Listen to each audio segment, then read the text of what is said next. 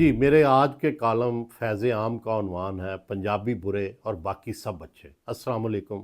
اسلام میں گورے کو کالے پر فوقیت نہیں، قومیتوں اور قبیلوں کی تقسیم صرف پہچان کے لیے ہے۔ انسان صدیوں کا سفر طے کر کے بھی اسی نتیجے تک پہنچا ہے کہ اقوام عالم نے اقوام متحدہ کا جو چارٹر بنایا ہے اس میں بھی تمام انسانوں اور قوموں کو برابر قرار دیا گیا ہے۔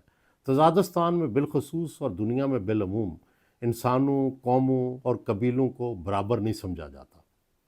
میری نظر میں ہر کسی کو اپنی قوم اور قبیلے پر فخر کا حق تو حاصل ہے، اسے اپنے قبیلے یا قوم سے محبت کا پورا استحقاق بھی ہے۔ بری بات یہ ہے کہ دوسری قومیتوں اور قبیلوں کو حقیر گردانا جائے اور ان سے نفرت اور تعصب کا رویہ اپنایا جائے۔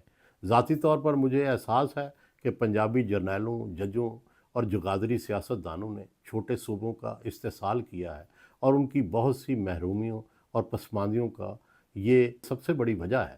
احساس گناہ کے زیر اثر سیاست کے اس ادنا طالب علم تمام صوبوں کے قوم پرست رہنماؤں سے 1997 سے انٹرویو شروع کیے، وہاں کی محرومیوں اور ان کے ساتھ رکھے گئے ناروا سلوک پر گاہے گائے اپنی نحیف آواز بھی بلند کی۔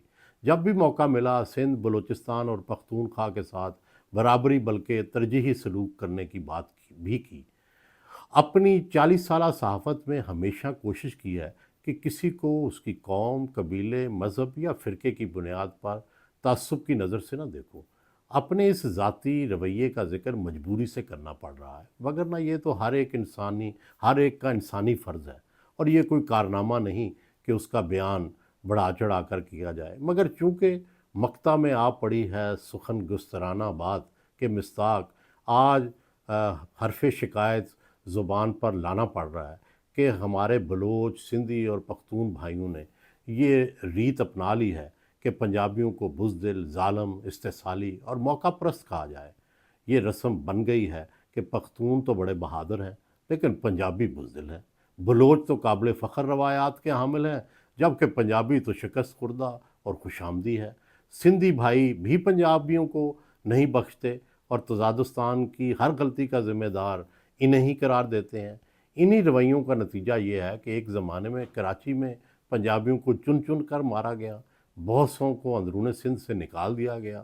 اب بلوچستان میں یہ افسوسناک لہر جاری ہے کہ لڑائی ریاست سے ہو رہی ہے اور بدلہ معصوم، مزدور اور غریب پنجابیوں سے لیا جا رہا ہے۔ کیا آج تک کسی مہاجر سندھی یا بلوچ کو پنجاب میں کسی نے بری نظر سے بھی دیکھا ہے؟ اگر نہیں تو پھر غریب پنجابیوں سے یہ بدلہ کیوں؟ اگر فوج صرف پنجاب کی ہے تو پھر اس میں پشتون اور بلوچ جرنیل کیوں ترقی پاتے رہے ہیں؟ پختونخوا میں بھی پنجاب کے خلاف نفرت عام ہے، اور اگر وہاں بھی کوئی قومی انتہا پسند پیدا ہو گیا تو پنجابیوں کا جینا حرام ہو جائے گا۔ حالانکہ پنجاب کے شہر اور دیہات میں ہر جگہ پشتون آباد ہیں، اور کبھی کسی پنجابی نے ان کے روزگار اور ان کی خوشحالی کی طرف انگلی تک نہیں اٹھائی۔ گزشتہ 4 دہائیوں سے تمام بڑے قوم پرست رہنماؤں سے ملاقاتوں، مکالموں اور انٹرویو کا موقع ملتا رہا۔ خان عبدالولی خان، نجم الخٹک، عطا اللہ مینگل، رسول بخش پلیجو، ممتاز بھٹو، عبدالحفیظ پیرزادہ اور محمود اچکزئی سمیت قریباً تمام بڑے ناموں کے انٹرویوز کیے، اور بعض اوقات انتہائی نامساعد حالات کے باوجود انہیں نشر یا شائع بھی کیا گیا۔ اپنے اس پس منظر کے باوجود میں یہ سمجھتا ہوں کہ قوم پرست لیڈرشپ نے پنجابیوں کے خلاف کبھی ہتھیار نہیں اٹھائے، لیکن انہوں نے بڑھتی ہوئی نفرت کو روکنے کی بھی کوئی چارہ نہیں کیا، بلکہ قومی تعصبات کو پنجابیوں کا مذاق اڑا کر شہ دیتے رہے۔ حالانکہ پنجابی بھی اتنے ہی بہادر یا بزدل ہے جتنی باقی قومیں، مگر تعصب میں پنجابیوں کو ہر ریاستی ظلم کا ذمہ دار قرار دے کر یہ نفرتیں بڑھائی گئیں، اور اب اس کا نتیجہ سامنے ہے۔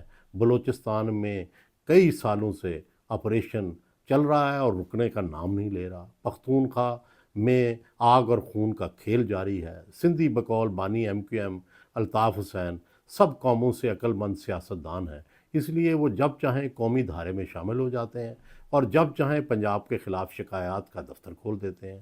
اس پالیسی کی وجہ سے سندھ میں کوئی خانہ جنگی، کوئی آپریشن نہیں ہو رہا۔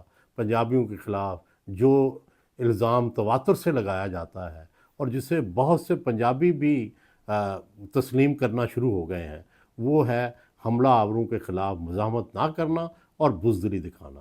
اول تو بین الاقوامی تاریخ کا مطالعہ کیا جائے تو یہ الزام انتہائی بے بنیاد ہے۔ انگریز جو آدھی دنیا کے حکمران رہے، ان کے ملک پر جرمن اور فرانسیسی بھی قابض رہے۔ جرمن خود کو سب سے بہادر سمجھتے تھے، انہیں عبرتناک شکست ہوئی۔ جاپانی سب سے لڑاکے سمجھے جاتے تھے، وہ بھی ہارے۔ تحریری تاریخ کے مطابق پنجاب میں سب سے پہلی جنگ سکندر اعظم یونانی سے ہوئی۔ سکندر بلوچستان سے گزرا، کوئی مزاحمت نہ ہوئی۔ وہ ٹیکسلا پہنچا تو وہاں کے حکمران امبھی کمار نے مزاحمت کیے اور لڑے بغیر سکندر اعظم کی اطاعت قبول کر لی۔ یاد رہے کہ ٹیکسلا کی ریاست میں آج کا پختونخوا بھی شامل تھا۔ پھر امبھی اور سکندر نے مل کر دریائے جہلم عبور کر کے پنجابی راجہ پورس پر حملہ کیا۔ پورس بہت بہادری سے لڑا۔ سکندر اعظم نے مصلیت یا پھر اس کی بہادری کے پیش نظر اسے دوبارہ حکمرانی دے دی۔ سکندر اعظم اور پورس کی لڑائی کا ذکر تو یونان کی تاریخوں میں بھی آج بھی ملتا ہے۔ محمود غزنوی نے پنجابی حکمران اجے پال سے لڑائی میں اسے شکست دے دی تو اس نے لاہور واپس آ کر ندامت کے باعث سر عام خودکشی کر لی۔ مہاراجہ رنجیت سنگھ نے سارے پختونخوا اور سارے افغانستان تک فتح کے جھنڈے گاڑے اور پھر انگریزوں کے خلاف آخری خوفناک لڑائی جنرل شیر سنگھ نے لڑی اور انگریزی فوج کو اس قدر نقصان اٹھانا پڑا کہ اسے اپنی فوج کا سربراہ تک تبدیل کرنا پڑا۔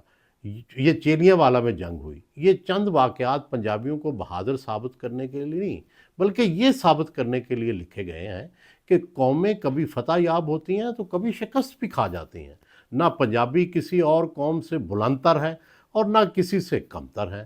بلوچی، سندھی اور پشتون انگریزوں کی طرف سے جھوٹی اور بے بنیاد تحقیقی کتابوں کے ذریعے سے مصنوعی ہوا بھرنے سے اپنے آپ کو عظیم سمجھنے لگے ہیں۔